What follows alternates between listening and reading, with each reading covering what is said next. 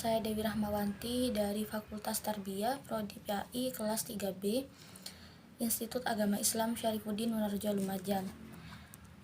Dengan mata kuliah tahap yang akan menjelaskan teori belajar kognitivisme dan humanisme untuk memenuhi tugas dari dosen pengampu saya, Bapak Ahmad Ikhwanul Mutakin, MPDI. Langsung saja. Pengertian teori belajar kognitivisme. Teori belajar kognitivisme lebih menekankan pada belajar merupakan suatu proses yang terjadi dalam akal pemikiran manusia. Pada dasarnya, belajar adalah suatu proses usaha yang melibatkan aktivitas mental yang terjadi dalam diri manusia sebagai akibat dari proses interaksi aktif dengan lingkungannya untuk memperoleh suatu perubahan dalam bentuk pengetahuan, pemahaman, tingkah laku, keterampilan, dan nilai sikap yang bersifat relatif dan berbekas.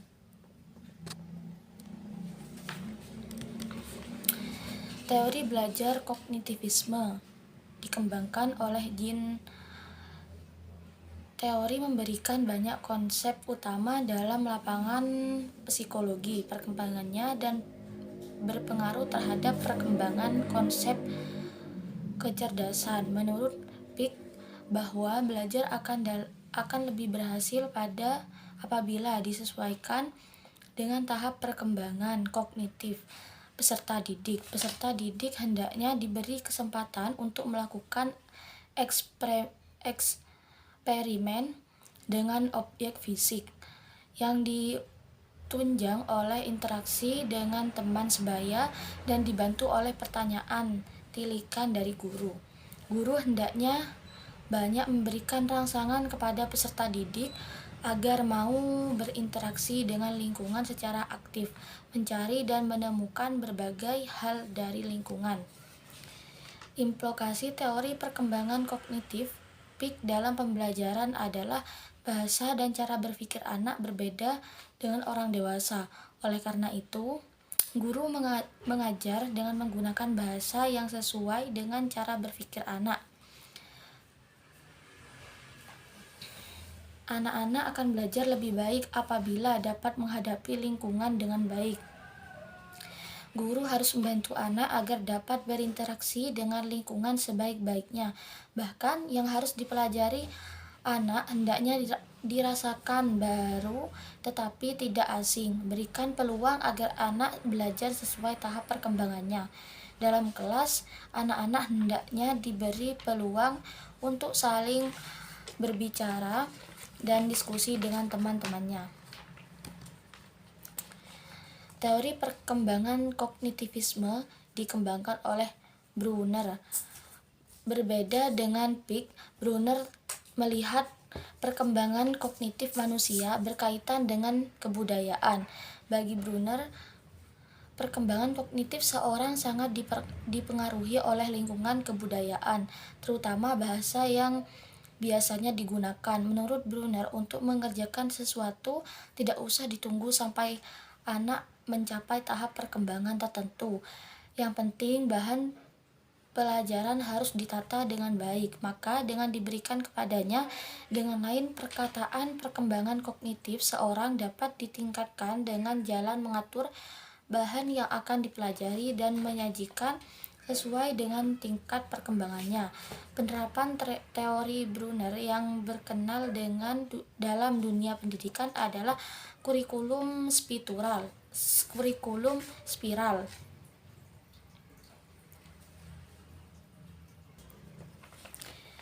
Di mana materi pelajaran yang sama dapat diberikan mulai dari sekolah dasar sampai perguruan tinggi, disesuaikan dengan tingkat perkembangan kognitif mereka. Contoh penerapan teori belajar kognitivisme di kelas. Dalam penerapan teori belajar kognitivisme, Bapak dan Ibu guru perlu fokus pada proses berpikir siswa dan memberikan strategi yang tepat berdasarkan fungsi kognitif mereka. libatkan siswa dalam berbagai kegiatan seperti memberi waktu bagi mereka untuk bertanya, kesempatan untuk membuat kesalahan dan memperbaiki berdasarkan serta merefleksikan diri agar dapat membantu mereka dalam memahami proses mental. Contoh kegiatan yang bisa Bapak dan Ibu guru lakukan dalam perkembangan kognitif antara lain: yang pertama, meminta siswa untuk merefleksikan pengalaman mereka melalui pembuatan jurnal atau laporan harian tentang kegiatan apa saja yang mereka lakukan. Yang kedua, mendorong diskusi berdasarkan apa yang diajarkan dengan meminta siswa untuk menjelaskan materi pembelajaran di depan kelas dan ajak siswa lainnya untuk mengajukan pertanyaannya. Yang ketiga, membantu siswa menemukan solusi baru untuk suatu masalah, mengembangkan cara berpikir kritis. Meminta siswa untuk memberikan penjelasan tentang ide atau pendapat yang mereka miliki, membantu siswa untuk mengeksplorasi dan memahami bagaimana ide-ide bisa berhubung, meningkatkan pemahaman dan ingatan siswa melalui kegunaan visualisasi dan permainan dalam menyampaikan materi. Selanjutnya, pengertian teori belajar humanisme. Teori belajar humanisme adalah sebuah teori yang memanusiakan manusia, di mana seorang individu, dalam hal ini peserta didik, dapat menggali kemampuan sendiri untuk diterapkan dalam lingkungannya.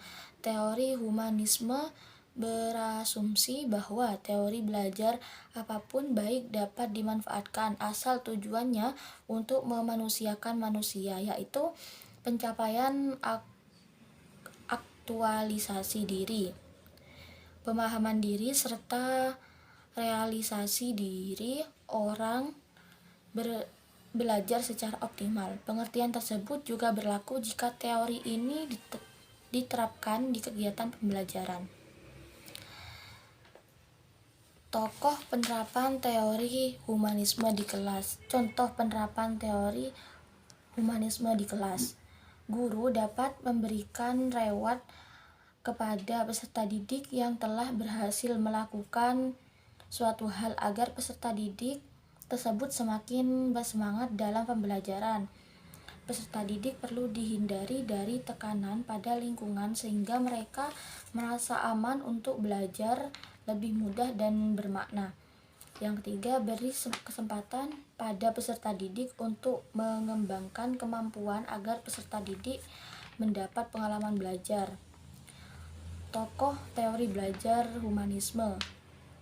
Menurut Atur, jika pembahasan mengenai teori humanistik ini, maka salah satu tokoh terkenal yang paling sering disebut-sebut yakni Atur.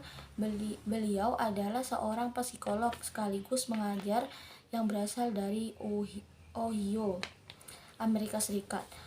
Menurut pendapat Combs, belajar bukan hanya tentang bagaimana menghafal materi, namun lebih dari itu, belajar adalah bagaimana seorang bebas mencari cara mereka sendiri yang bisa dilakukan lewat mana saja, selama hal tersebut membawa hasil yang baik bagi dirinya.